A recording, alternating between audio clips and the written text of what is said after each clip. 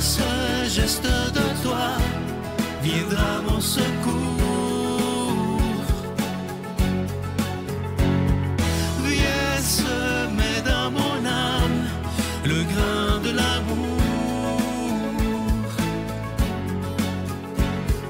Je traverse un désert et je meurs de soif. Montre-moi le mystère qui garde la foi. Bonjour, bienvenue à votre émission La Victoire de l'amour en ce mardi 22 avril 2025. J'espère que vous vous portez bien chez vous. On rejoint tout de suite pour sa chronique Luc Faneuf et ce sera le Père Gauthier qui va nous faire l'homélie d'aujourd'hui.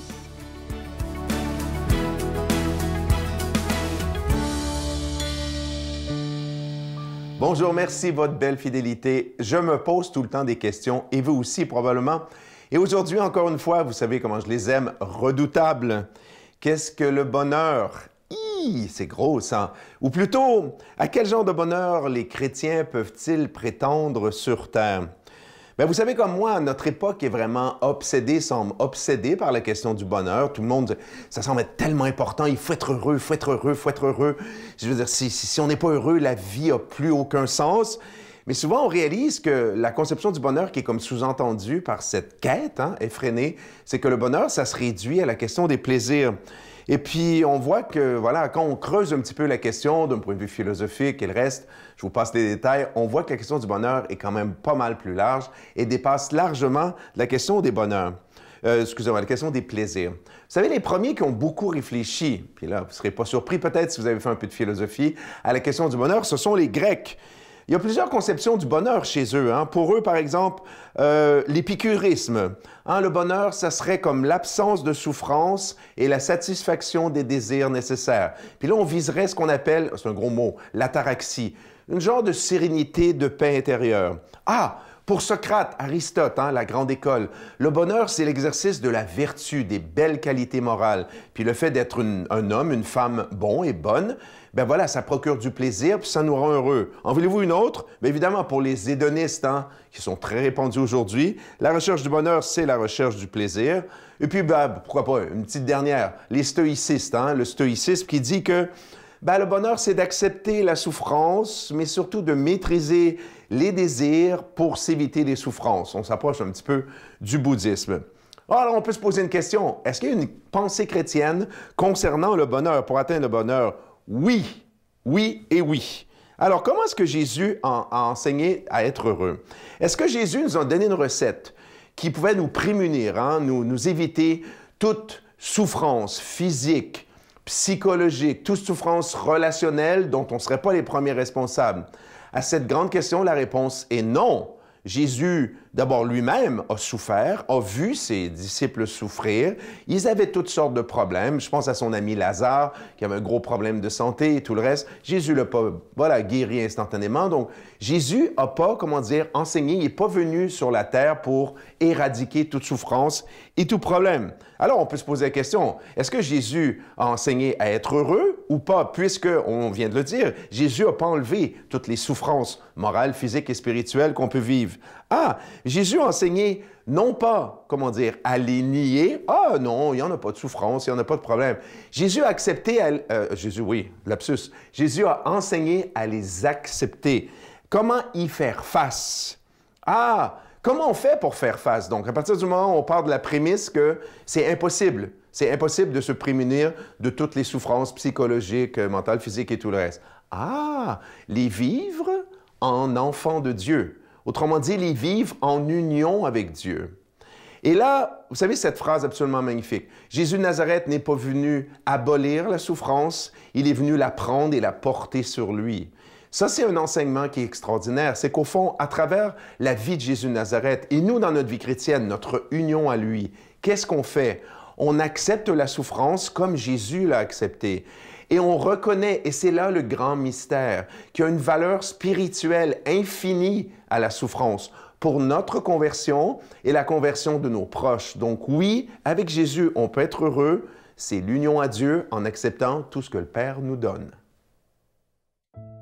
Notre Père qui es aux cieux, que ton nom soit sanctifié, que ton règne vienne, que ta volonté soit faite sur la terre comme au ciel. Donne-nous aujourd'hui notre pain de ce jour. Pardonne-nous nos offenses, comme nous pardonnons aussi à ceux qui nous ont offensés.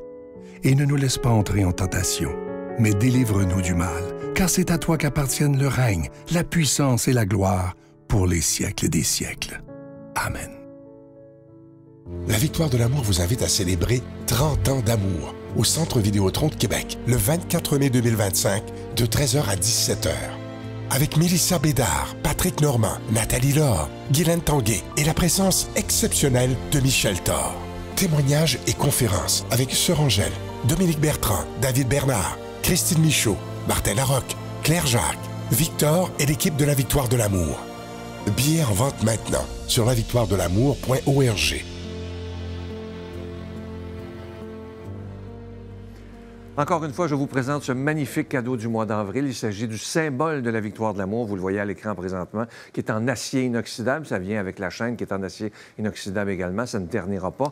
Et évidemment, ce bijou, il est déjà béni. Je vous rappelle que vous le recevrez avec un don de 25 $ et si vous en voulez deux, avec un don de 40 $. La carte de Marie est toujours disponible, elle aussi qui est en acier inoxydable. Et aujourd'hui, encore une fois, je veux vous dire des milliers de fois merci parce qu'ensemble, on a bâti cette œuvre, on a bâti cette émission. Et je veux vous dire merci parce qu'il y a des gens qui m'écrivent parfois, qui me disent « Sylvain, ça fait 30 ans qu'on écoute. » Alors, merci de tout mon cœur. Et ce que je trouve merveilleux, c'est qu'à tous les jours, il y a de nouveaux auditeurs. Et même maintenant, à cause d'Internet, c'est en France, en Belgique, un peu partout dans les pays francophones, que je salue d'ailleurs. Alors, merci de tout cœur de ce que vous faites pour la victoire de l'amour, parce que pour moi, c'est de vous savoir là depuis aussi longtemps, ça me touche énormément. Alors, merci de tout cœur. Voici comment vous procurer ces deux cadeaux. Par la poste, à la Victoire de l'amour, casier postal 120, succursale Boucherville à Boucherville, le J4B 5E6, ou par téléphone, par carte de crédit, du lundi au jeudi, de 8h à 17h, au 514-523-4433, ou à notre numéro sans frais, le 1-888-811-9291. Également sur notre site Internet, le www.lavictoiredelamour.org.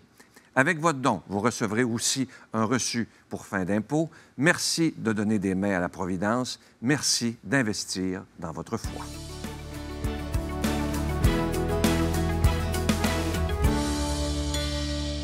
Mon Dieu, donnez-moi la sérénité d'accepter les choses que je ne peux changer, le courage de changer les choses que je peux et la sagesse d'en connaître la différence.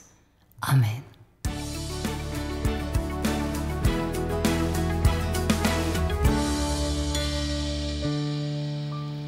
Bonjour, chers frères et sœurs. Alléluia, Christ est vraiment ressuscité.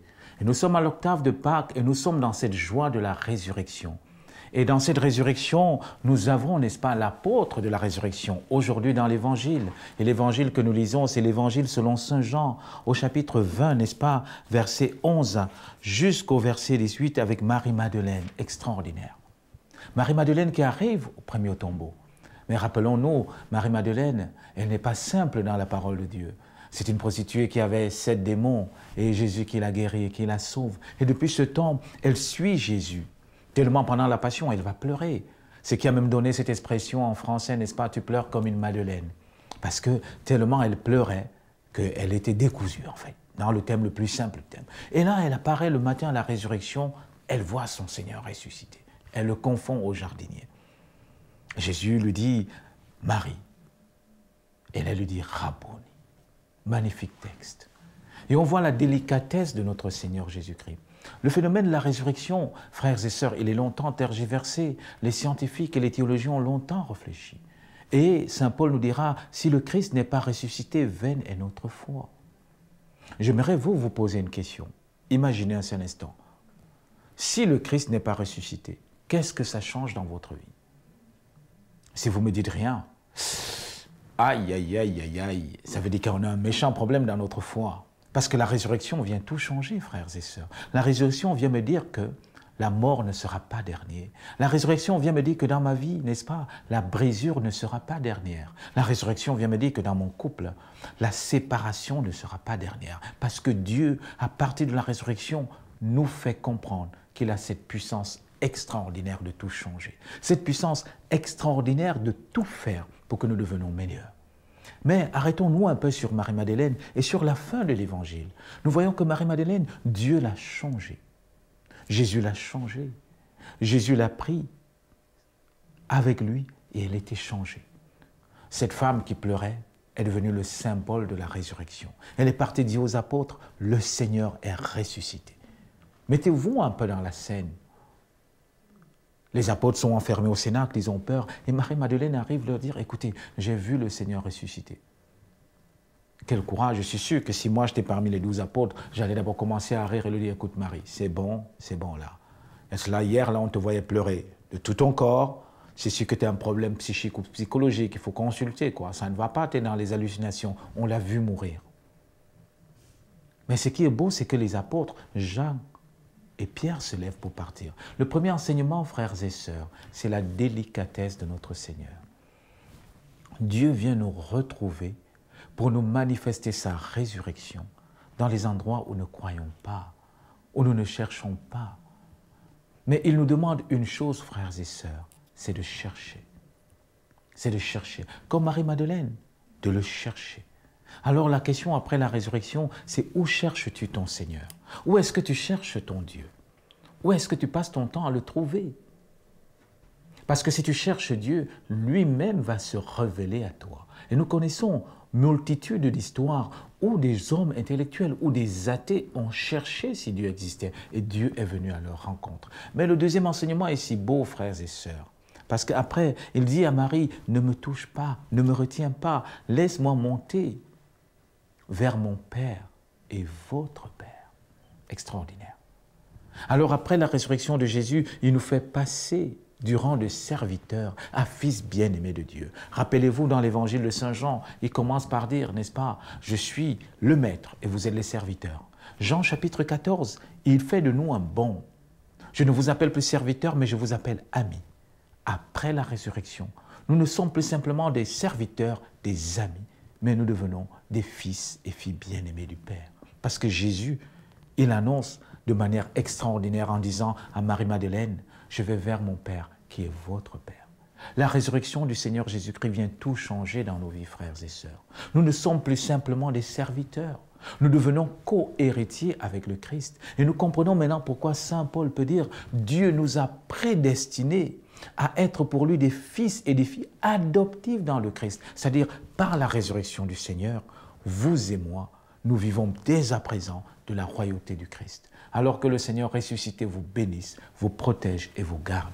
Au nom du Père et du Fils et du Saint-Esprit. Amen. Je vous salue Marie, pleine de grâce. Le Seigneur est avec vous. Vous êtes bénie entre toutes les femmes, et Jésus, le fruit de vos entrailles, est béni. Sainte Marie, Mère de Dieu, priez pour nous pécheurs, maintenant et à l'heure de notre mort. Amen.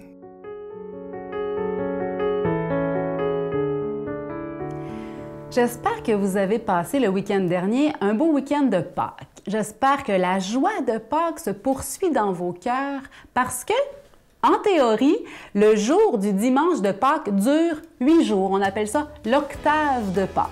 Lors des grandes fêtes, on essaie de poursuivre les célébrations, ne serait-ce que dans nos cœurs. Demandons au Seigneur de raviver en nous cette joie profonde, cette espérance vivante, que la joie peut être là malgré toutes nos épreuves. On peut demander au Seigneur aujourd'hui, rends-nous la joie d'être sauvés. Bonne journée. Puis le fait de tomber malade, ça a été un wake-up call sur arrête de t'éviter. Arrête de tout mettre sur les autres. Et on laissera une trace d'amour, un peu de bonheur pour tous les jours. Oui, on laissera une trace d'amour, avec le cœur, pas des discours. Oui, on laissera une trace d'amour, un peu de bonheur pour tous les jours. Oui, on laissera une trace d'amour.